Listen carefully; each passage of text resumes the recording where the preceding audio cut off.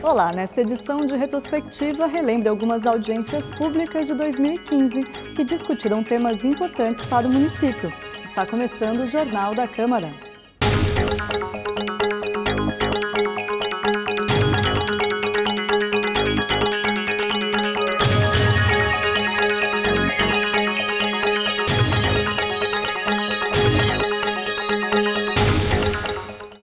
A audiência pública contra a terceirização lotou o plenário da Casa e parte da galeria no mês de agosto. O evento foi realizado para discutir um projeto de lei que tramita no Senado. A proposta dispõe sobre contratos de terceirização e relações de trabalho e foi aprovada na Câmara Federal em abril de 2015. Agora, em fevereiro, os senadores devem discutir a pauta, que divide opiniões. A representante do Fórum Nacional de Defesa dos Direitos dos Trabalhadores ameaçados pela terceirização destacou os problemas do projeto. O primeiro é a possibilidade de que, ao ser aprovado, se estenda a terceirização para todas as atividades da empresa, independentemente se são atividade fim ou atividade meio. No Brasil, como você sabe, nós não temos uma lei que regulamente o trabalho terceirizado, nós temos uma jurisprudência que a gente chama, alguns chamam de súmula, o enunciado, que é o 331, que proíbe a prática da terceirização em atividade fim e permite apenas nas atividades lícitas, aquelas que são reconhecidas por lei, como o trabalho temporário, o trabalho de vigilantes e parte das atividades meios, como atividade de asseio, conservação. Segundo aspecto do projeto, diz respeito à questão da igualdade de direitos. Ou seja, o trabalhador terceirizado, da mesma forma como é hoje, se o projeto for aprovado, ele vai ter a sua representação dada pela sua categoria profissional. E isso representa, do ponto de vista dos direitos, uma ausência de isonomia, uma ausência de igualdade. Tem um aspecto que é a responsabilidade solidária, que foi aprovada nesse projeto e que não estava previsto no 4.330, mas com muita ambiguidade. Então, não há segurança sobre se o conteúdo que foi aprovado realmente representa uma garantia para o trabalhador terceirizado no caso de um descumprimento da lei, de que a empresa tomadora de serviço vai ser acionada imediatamente, assim como a prestadora de serviço. O vereador Maurício Brinquinho, do PT, alertou sobre as estatísticas negativas da terceirização para os trabalhadores. Os terceirizados estão trabalhando 43 horas, enquanto nós estamos lutando pela redução de 40 horas semanais, estamos lutando para 36 horas semanais, mas a média hoje é de 40 horas semanais. A remuneração é de 27% a menos do que um trabalhador direto. Menor tempo de emprego, cerca de 3 anos e 2 meses a menos. Tem um calote nas empresas, em particular de vigilância, em 2011, de 65 milhões, apenas em 4 empresas de vigilância. A discriminação cotidiana é normal, nós sabemos disso, nós trabalhamos e nós mesmos, quando tem alguma empresa terceirizada dentro do nosso setor, a gente já acha que eles não estão fazendo o serviço de acordo, porque agora, na minha questão, quando a terceirizada limpava os ônibus, a gente sempre pegava o ônibus mais sujo, a gente não pegava o ônibus, mas também estão trabalhando de que forma? Estão vendo a gente trabalhar o mesmo horário, eles trabalhando a mais e nós ganhando melhor. Nós com melhores direitos, por ter sindicatos representativos e eles sendo divididos cada vez mais em várias empresas e não podendo lutar pelos seus direitos. 46% não contribuem para a Previdência Social, isso segundo o DIEESE. Houve uma redução de investimento em prevenção de acidentes e doenças ocupacionais. 80% dos acidentes registrados são terceirizados, segundo o Ministério do Trabalho e Emprego. 80% das mortes ocorrem terceirizadas, segundo também o Ministério do Trabalho e Emprego. Diretor do Sindicato dos Químicos, Hélio Rodrigues afirmou que o projeto não é somente uma regulamentação do trabalho terceirizado. Esse projeto não trata de regulamentação. Esse projeto é a reforma trabalhista que os patrões sonharam ao longo de muitos e muitos anos. Então, quando se trata da terceirização, nesse projeto, num futuro que nós não queremos, que esse projeto aprovado, a terceirização talvez seja a melhor forma de contratação que vai existir. Esse projeto não trata de terceirização. Esse projeto trata de uma reforma trabalhista e de uma reforma trabalhista covarde, bancada pelos empresários. A diretora nacional da UGT e presidente do Sindicato de Frentistas, Thelma Cardia, criticou o posicionamento de sindicalistas que se manifestaram favoráveis à terceirização. Nós não estamos contra os terceirizados, nós queremos regularizar esse terceirizado. Agora ver uma central ir lá e defender a terceirização, eu não posso aguentar. Eu não posso aguentar. E o movimento sindical não deve se calar sobre isso. Porque aquele que foi eleito com o voto do trabalhador, votar contra o trabalhador, tem que sair na mídia mesmo. E nós, dirigente sindical, nós vamos fazer muito bem nosso papel. E vamos dizer quem é quem. E quem é quem o Senado lá. E vamos parar esse país. E nós vamos dizer não à terceirização. Por isso, companheiros, esteja coeso a luta. Esse fórum que foi criado há tanto tempo, muitos dirigentes sindicais não sabem, porque as centrais não falam para a base. Mas nós podemos falar. Se está errando lá na central, nós temos a obrigação, porque nós somos central também, de dar um alerta para eles.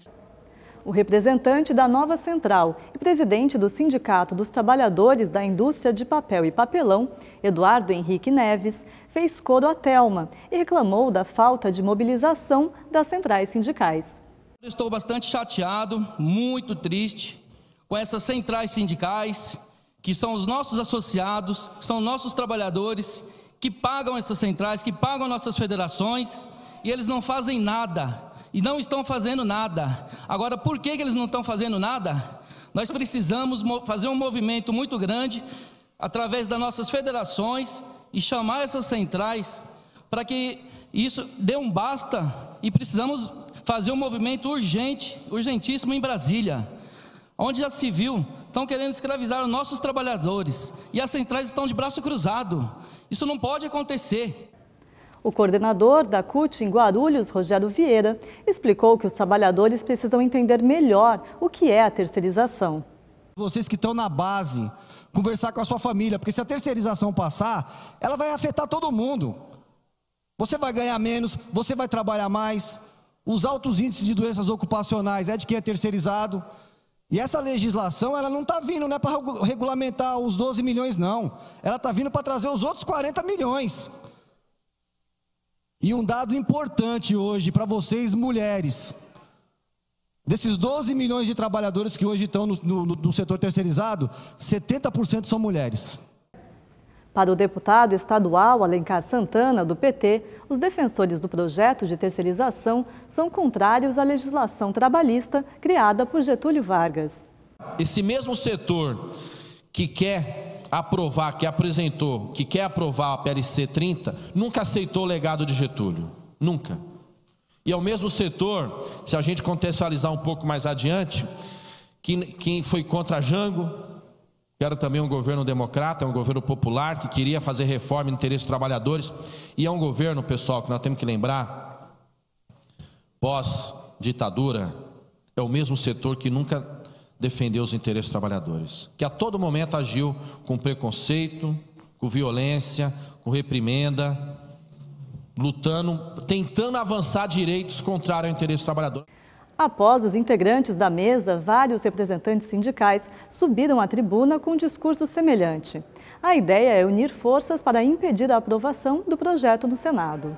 Muitas vezes falam que a nossa central, a força sindical, nós somos a farsa sindical. Não é que nós somos a farsa sindical, é porque tem meia dúzia de gato pingado dentro da nossa central, usando o dinheiro público, que é o imposto sindical, fazendo o trabalho contra os trabalhadores, apoiando essa terceirização. Vou deixar bem claro que a central, Força Sindical é como a CUT, a nova central, só uma central de luta em defesa do trabalhador. Mas eu tenho certeza para vocês, a Força Sindical por inteira, ela é contra a terceirização. Reforçando, é meia dúzia de gato pingado que está lá em cima, que tem o poder da central em mão e falam em apoiar a terceirização. Fica bem esclarecido isso aí. Nós já deveria estar combatendo isso lá atrás, porque no passado tentaram, de primeira instância, colocar o quê? As cooperativas. Vocês não lembram quando teve a cooperativa e o movimento sindical foi para cima e quebrou as questões das cooperativas?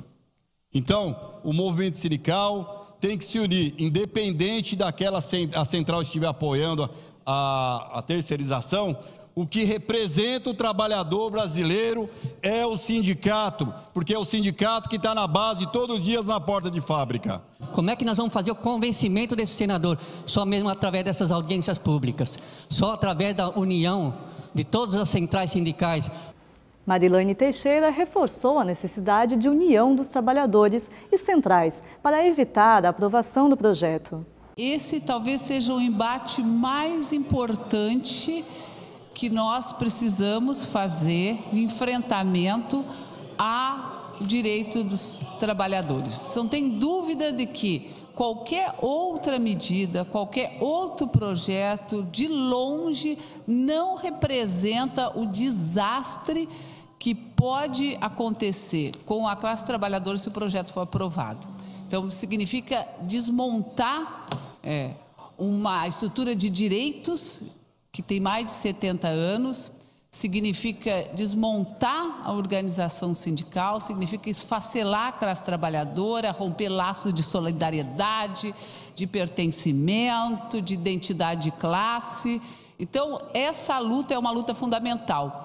E, em função disso, eu quero fazer um convite e um chamamento a vocês. Primeiro, de manter as entidades mobilizadas e unificadas. Uma das nossas grandes estratégias com as audiências públicas nos estados tem sido a de construir fóruns estaduais unificando todas as centrais sindicais e os movimentos que estão em luta em defesa dos direitos dos trabalhadores e das trabalhadoras.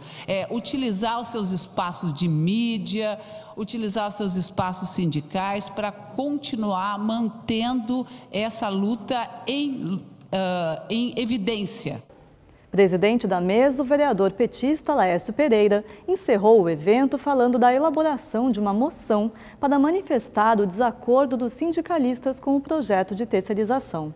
Eu vou propor aqui, e aí combinado aqui com o nosso vereador aqui da casa também, Maurício Brinquinho, de nós construirmos junto com os sindicatos, com as centrais, os vereadores, um documento e encher a caixa postal dos senadores, fazer um documento, uma moção contra a terceirização. Então, propor aí que os jornalistas aí dos mandatos, das centrais e do sindicato, que nós construíssemos um documento, e que esse documento fosse único, e a gente encher a caixa aí desses senadores aí, nessa luta, que nós não podemos deixar. Porque até que os sindicatos e as centrais nos chamem para fazer o movimento, a mobilização lá em Brasília, nós podemos já de imediato estar preparando esse documento e enchendo aí a caixa dos senadores. No próximo bloco, continue com a nossa retrospectiva. O Jornal da Câmara volta já.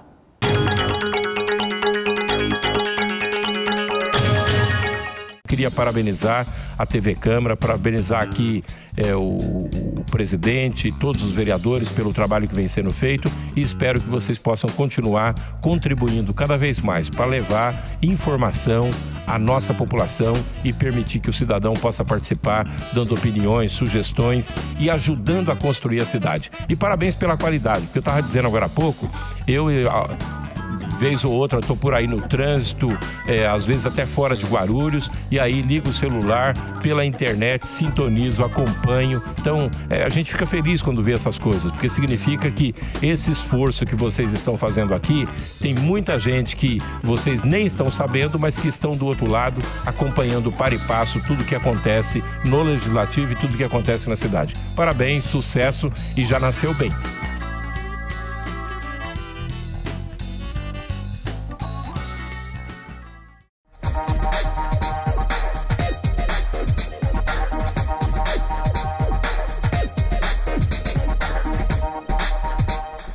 A Câmara Municipal de Guarulhos acredita num mundo melhor e mais igual. E a igualdade de direitos passa por cidadãos democraticamente bem informados. Para que a informação chegue realmente a todos, a Câmara aposta na inclusão. A transmissão das sessões conta com o apoio de um intérprete de Libras, a língua brasileira de sinais. Assim, o deficiente auditivo também pode acompanhar tudo o que acontece na política da cidade e exercer, de fato, o papel de cidadão. TV Câmara Guarulhos, o canal da cidadania.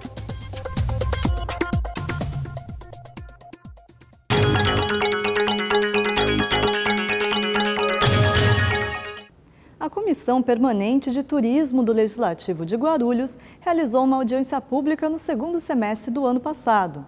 O evento foi presidido pelo vereador petista professor Rômulo Ornelas. A audiência foi provocada pelo Conselho Municipal de Turismo para a gente debater políticas públicas para a cidade de Guarulhos sobre o turismo. Sabemos nós que Guarulhos é uma cidade importante, a porta de entrada do Brasil, tem o maior aeroporto do Brasil. E o turismo aqui é discutido ou não discutido, é tratado a segundo plano. Então nós queremos chamar setores envolvidos nesse ramo para poder discutir e fomentar políticas públicas para a cidade. E o plenário já está lotando, qual que é a expectativa para hoje? Eu espero que vem sim, a população vem, porque vários segmentos da sociedade, estudante na área de turismo, tem aqui estudante da USP, estudante das universidades privada da cidade.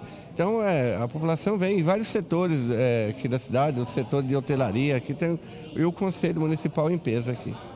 O secretário estadual de Turismo, Roberto Lucena, esteve presente na ocasião.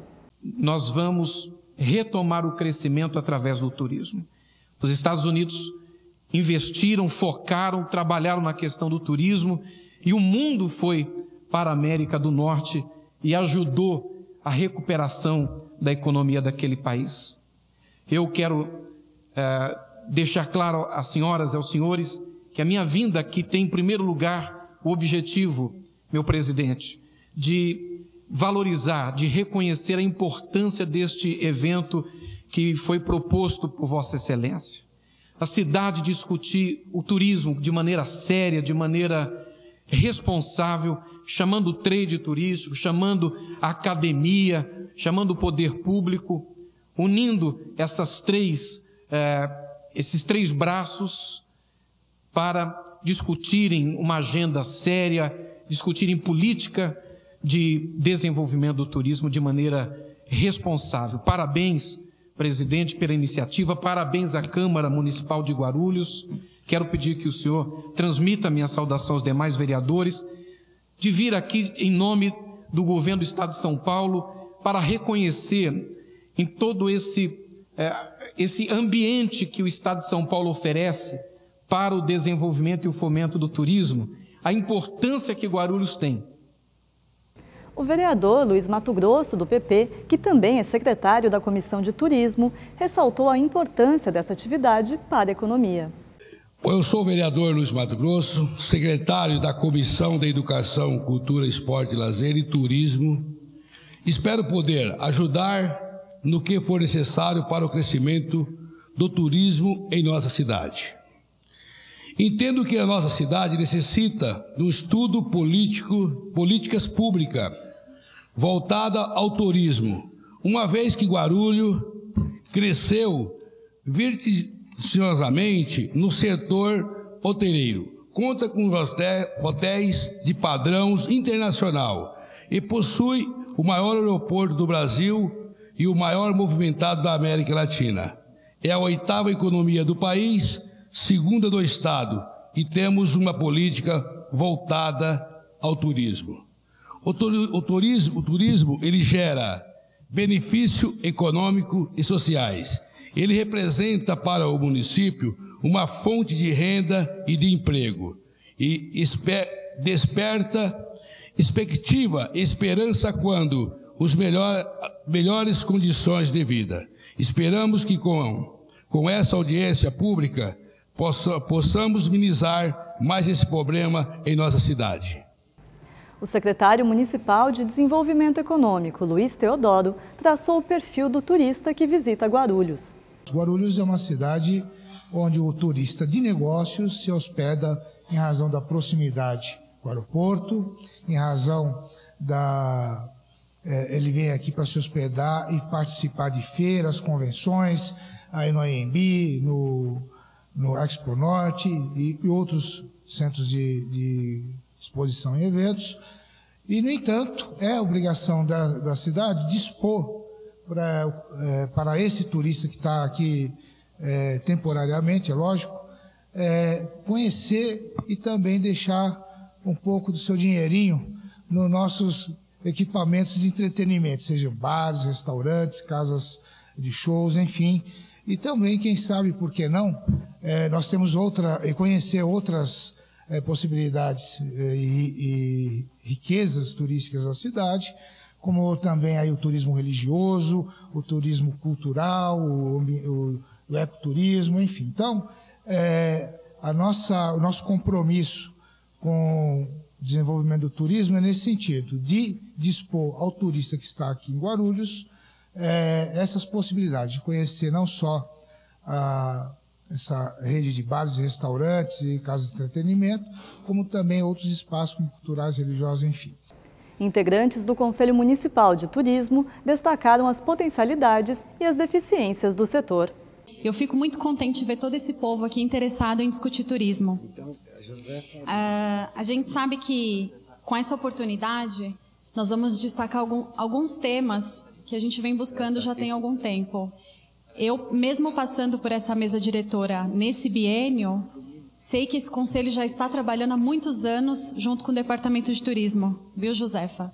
A gente tem consciência do quanto o departamento apoia, do quanto o departamento agradece ao secretário também, que a gente sabe que, principalmente nesse ano, né, enquanto a gente fala muito de brigas políticas, de quanto a gente entra muito no mérito do que o país está em crise. Então, para a gente que é empresário, porque eu também sou do meio turístico, eu sou guia de turismo também, e eu levanto a minha bandeira, né, que é uma profissão regulamentada, faço questão de falar aqui, e a gente não tem esse olhar carinhoso, principalmente aos guias, né, a gente não tem fiscalização, a gente não tem apoio, então é tudo isso, de uma forma geral, que a gente vem buscar aqui. Aqui estão todos os projetos para formatar atrativos turísticos em Guarulhos.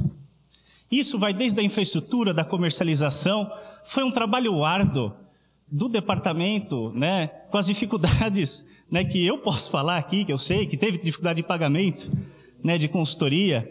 O departamento trabalhou muito para que ele acontecesse e ele está dividido em 5 estratégias: fortalecimento institucional, produto turístico, comercialização, infraestrutura e gestão ambiental.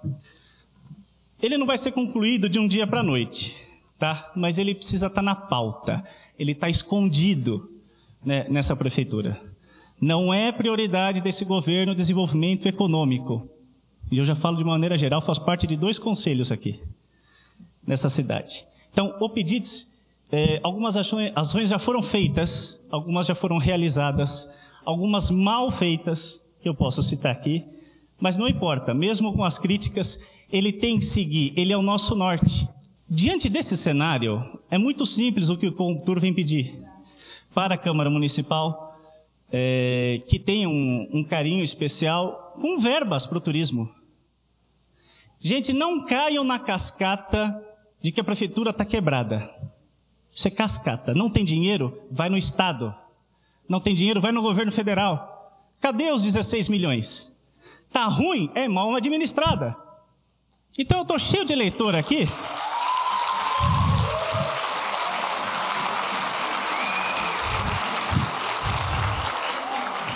Está Está cheio de aluno aqui que é eleitor, prestem bem atenção. Vejam seus candidatos, é o compromisso que eles têm com a área que vocês estão se formando.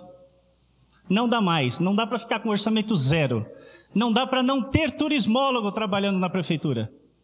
Diretora de Turismo do município, Josefa Leôncio, fez um panorama das ações desenvolvidas pela pasta e respondeu às reivindicações.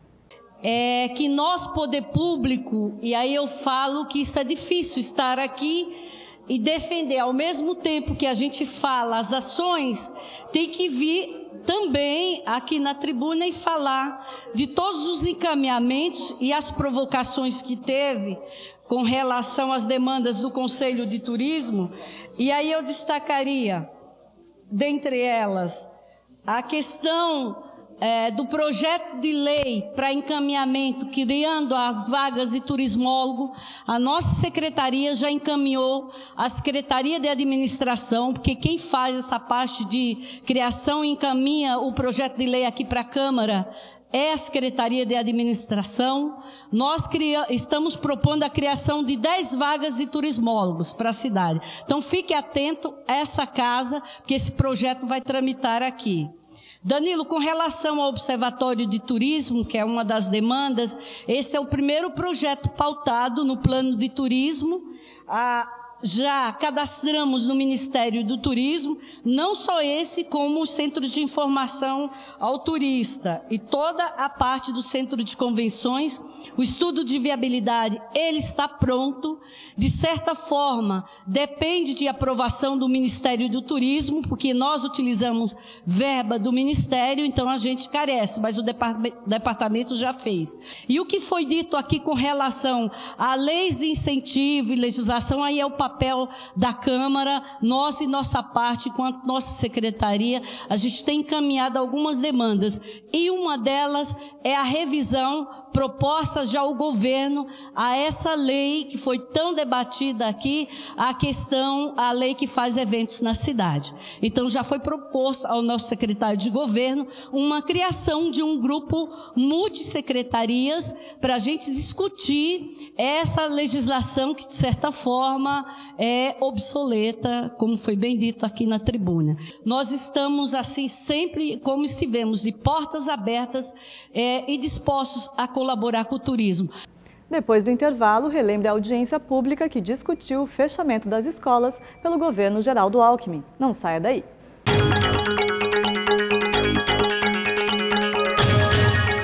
Eu tenho um convite para você que acompanha a programação da TV Câmara Guarulhos. Toda quarta-feira rola uma edição inédita do Ponto de Vista, um programa de entrevistas que traz personalidades da nossa cidade e suas opiniões sobre diversos assuntos ligados a Guarulhos.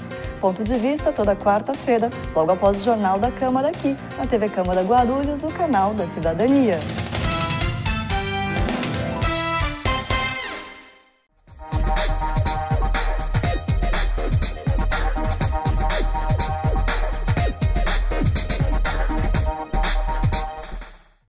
O ESIC, Portal da Transparência, abre as contas da Câmara para toda a sociedade. Nele, você encontra as informações sobre o orçamento da Câmara, a receita e as despesas detalhadas. Após um rápido cadastro, você tem acesso a todas as informações. E algumas delas você não precisa se cadastrar para acessar. São as informações de interesse coletivo. Mais uma iniciativa da Câmara de Guarulhos para modernizar o Legislativo Municipal. Para saber mais, acesse o site da Câmara, www.câmaraguarulhos.sp.gov.br. Clique no link Portal da Transparência e veja o vídeo de orientação.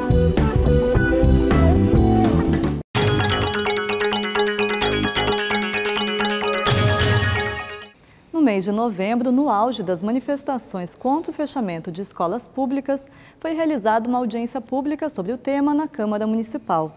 Em Guarulhos, o governo pretendia fechar 6 unidades. Cerca de 100 pessoas acompanharam o evento. O Estado de São Paulo já anunciou que vai fechar 94 escolas em todo o Estado de São Paulo.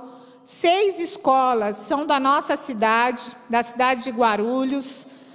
Muitas delas em locais da periferia, onde o Estado não tem nenhum equipamento para atender a nossa juventude, a não ser as escolas. A audiência teve a participação de representantes da APOESP, da União Paulista dos Estudantes Secundaristas, do Conselho Municipal da Criança e do Adolescente e do deputado estadual Alencar Santana, do PT. As diretoras estaduais de ensino das regiões Norte e Sul foram convidadas, mas não compareceram. A representante da APOESP, Nilceia Vitorino, iniciou o discurso justificando a ausência da presidente da instituição, Maria Isabel Noronha.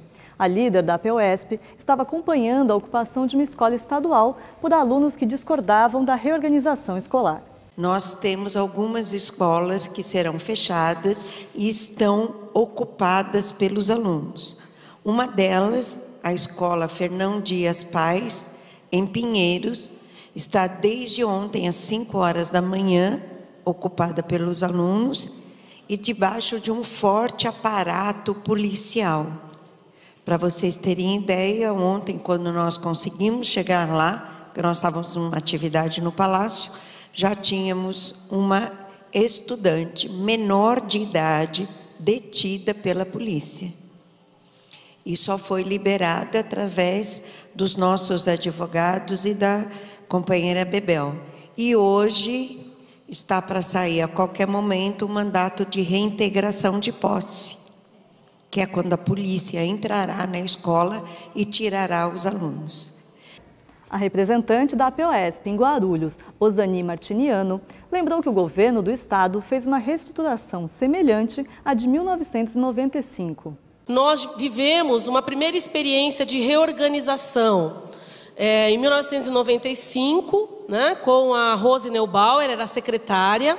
Naquela ocasião, as escolas de 1ª a 4ª série, quem estava na rede se lembra, como aluno, enfim, ou como funcionário, como professor, como mãe de aluno, acompanhou isso. As crianças de 1ª a 4ª série foram separadas das escolas de 5ª a 8ª e ensino médio. E o objetivo se sustentava no argumento de que isso ia melhorar as condições de aprendizagem, né? De imediato, o efeito foi a demissão de centenas, de milhares de professores. E, ao mesmo tempo, o governo mexeu no currículo, no que a gente chama de grade curricular, no número de disciplinas, reduziu o número de disciplinas em todas as áreas, né? E isso fez com que vários professores perderam o seu emprego. Nesses últimos anos, não melhorou as condições de aprendizagem. Esse é o fato. Então, isso a todos nós nos interessa. Não melhorou. Não é a divisão da escola por faixa etária por si que vai garantir a melhoria das condições de aprendizagem. Osani também denunciou que o Estado não envia verbas de manutenção às escolas desde outubro de 2014. Desde o ano passado, que nós não recebemos, as escolas não recebem um tostão. Eu estava querendo lembrar aqui e dizia que era desde janeiro. Eu sempre falo, desde janeiro a gente não recebe verba. Do governo estadual é desde outubro, que a gente não recebe, outubro do ano passado, de 2015, que a gente não recebe verba para manutenção das escolas. Porque em dezembro ele não mandou verba de manutenção, em janeiro ele não mandou verba de manutenção, nós recebemos a outra metade da verba MEC, aí foi uma verba federal. Nós recebemos no final de janeiro, começo de dezembro, que foi uma segunda parcela que estava atrasada do ano passado do governo federal que nós recebemos. Do governo estadual, nenhum tostão. Então, lá na nossa escola, com essas chuvas, as calhas estão entupidas. Eu fiz reunião de pais a semana passada para entregar as notas para os pais com balde numa sala que estava pingando. Ainda durante a audiência realizada em defesa da escola pública, a professora Eliana Nunes, também da APOESP, apontou que o sucateamento da rede pública de ensino tem levado à busca do ensino privado. O que nós estamos assistindo é o mesmo processo que vimos na saúde pública, que não tem os remédios, que não tem os profissionais. Quem quiser saúde, que pague. Educação vai no mesmo sentido. As escolas estão destruídas, não é só em São Paulo, é no país inteiro. As salas estão superlotadas, as carteiras estão quebradas, não tem papel. É giz, lousa e saliva para os professores. Não tem telhado muitas vezes, não tem quadra coberta quando tem a quadra. Então, sucatear faz com que aqueles que têm um pouquinho de condição falem, eu não quero meu filho aqui, eu vou colocar naquela privada, naquela particular. Óbvio, assim é a situação do Bruno Rico lá no bairro, Presidente Dutra. Transformaram a escola de tal jeito virou uma prisão. Não tem mais quadra, porque começaram a construir um prédio na quadra, que a obra foi embargada, e ninguém dá uma satisfação sobre o prédio. Hoje, a população vê aquele presídio e não quer ver seu filho ali. Estão esvaziando as escolas com esse sucateamento. Emerson Souza dos Santos, diretor da União Paulista dos Estudantes Secundaristas, falou da campanha de ocupação das escolas para evitar o fechamento.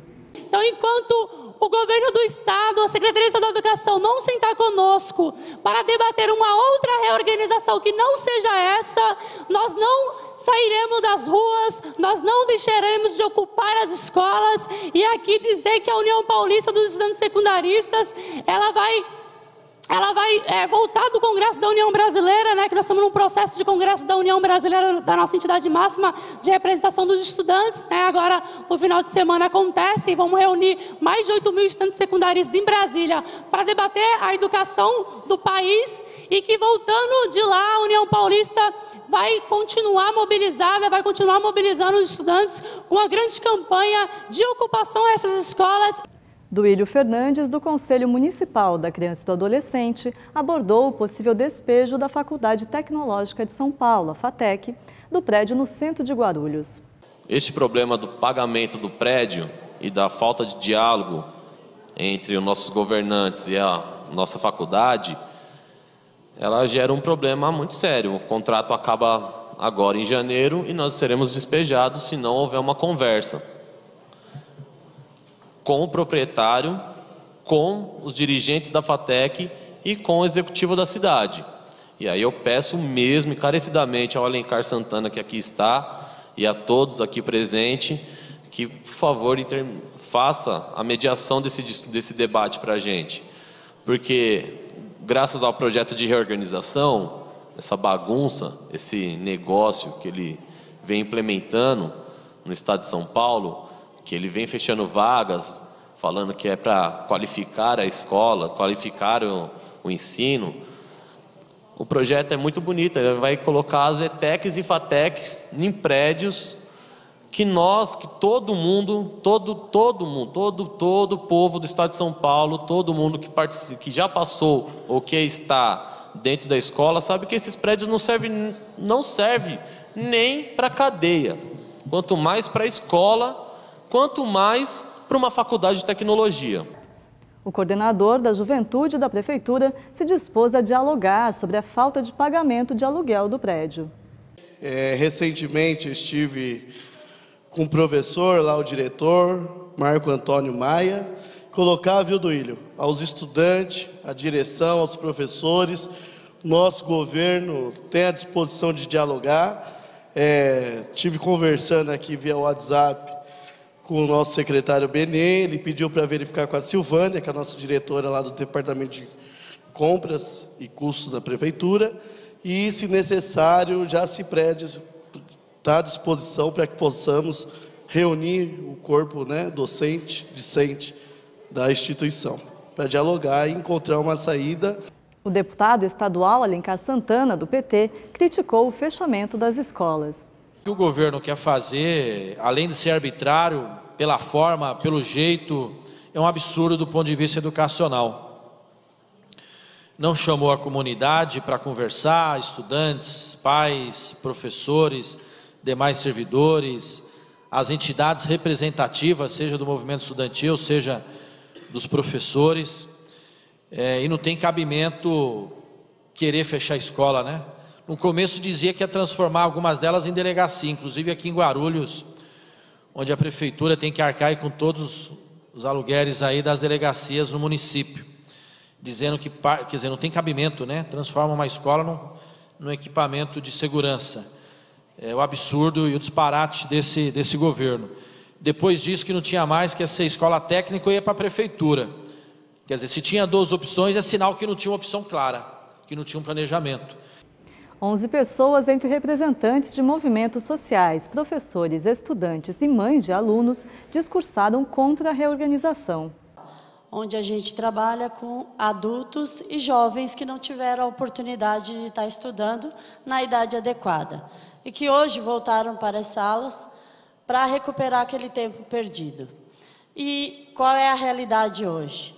Eles chegam nas salas, a gente alfabetiza, eles vão de 1ª a 4ª série, eles conseguem chegar num estágio onde eles já podem estar indo para o EJA e quando a gente tem essa oportunidade, eles vão para a escola e chega lá e a vaga. Temos vaga hoje para o pessoal do EJA à noite. Ano passado as escolas fecharam as aulas do noturno. Eu sou não só aluna, como mãe de aluna. E no momento eu me sinto indignada pelo que o nosso governador está fazendo com nós, trabalhadores, alunos, pais de alunos que também estudam para buscar a sua melhora futura. Ele não está preocupado com isso. Ele está preocupado em encher os cofres públicos e diminuir a educação. Por quê? Porque ele não quer o filho do trabalhador ou o trabalhador com conhecimento. Ele quer o filho do trabalhador sendo um servente de pedreiro, não um engenheiro.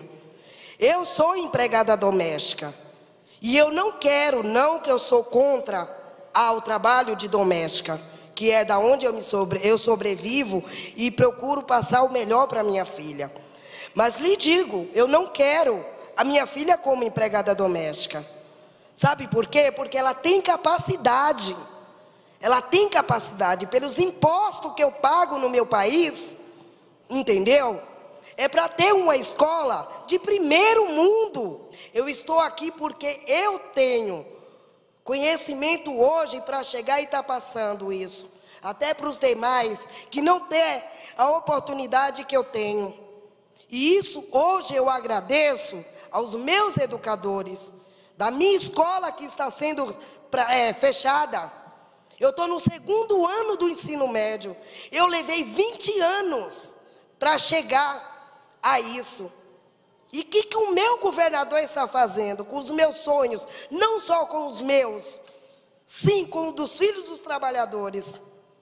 Ele está simplesmente chutando. Ele está simplesmente, pessoal, ignorando.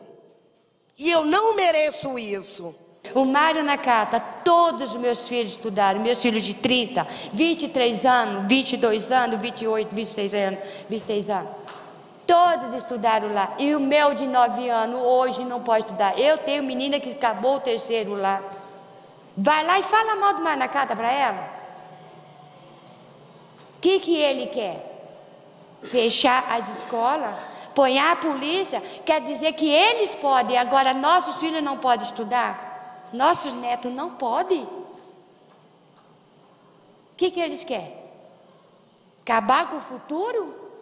A Procuradora Especial da Mulher concluiu a audiência pedindo a mobilização dos cidadãos nas escolas que estavam para ser fechadas. Acho que é muito importante no dia 14 que a sociedade vá até o Rotary, vá até o Alaide, vá até essas escolas que estão aí na lista de serem fechadas. A gente não pode se omitir, porque é muito grave o que está acontecendo na nossa sociedade. É uma privatização sutil da educação. Aos poucos está sendo privada a educação. Muitas mães que falaram aqui, muitos alunos, muitos professores falaram muito bem. Não é o nosso futuro a educação? Então a gente não pode permitir, não pode se omitir e não pode se acovardar dessa luta. Cerca de um mês após a audiência, o governo de São Paulo anunciou a suspensão do projeto de fechamento e adiantou que este ano irá reiniciar a conversa, mas desta vez com uma escola de cada vez. E o Jornal da Câmara fica por aqui, mas você pode acompanhar as informações do Poder Legislativo de Guarulhos pelo nosso site, pelo Facebook. Voltamos na próxima quarta-feira com mais uma edição de Retrospectiva. Até lá!